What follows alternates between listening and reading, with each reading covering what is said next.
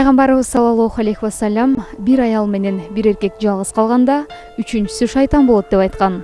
Шайтан ушундай учурдан пайдалана тургандыгын эскертип өткөн. Пайгамбарыбыз саллаллаху алейхи вассалам мындай деп айтты: жанында махрамы болбогон аялдардын жанына кирүүдөн сактангыла.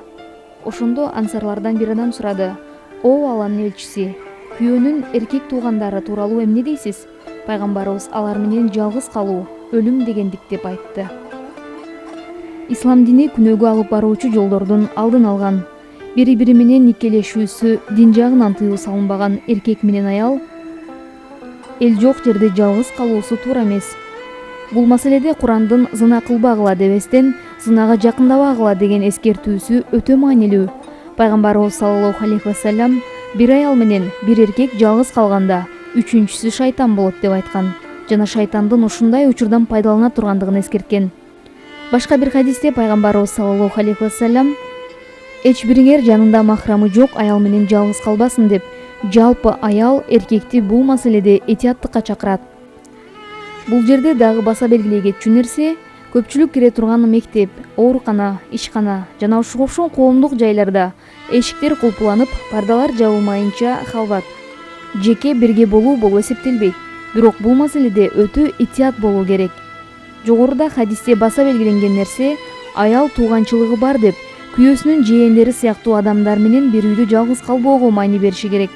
Себеби мындай жөнөкөй жана бейкүнөө сыяктуу көрүнгөн учурлар, Кудай сактасын, жаман иштер менен аяктап, канчалаган үй бүлөлөр бузулган.